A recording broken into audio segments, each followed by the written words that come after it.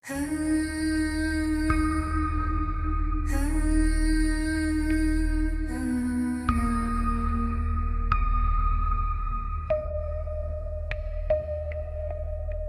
na umuulan, nakaon ang ilaw sa loob ng sasakyan. Si Joy nagmamaneho lang, pero may napansin siya sa likuran.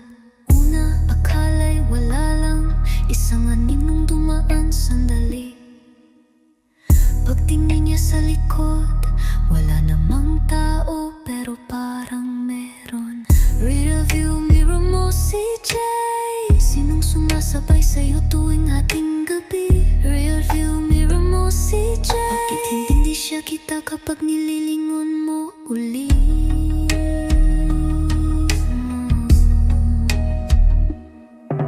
Wala naman sa upuan, pero nasa salamin pa rin. Sino kaya siya? At anong gusto niyang sabihin?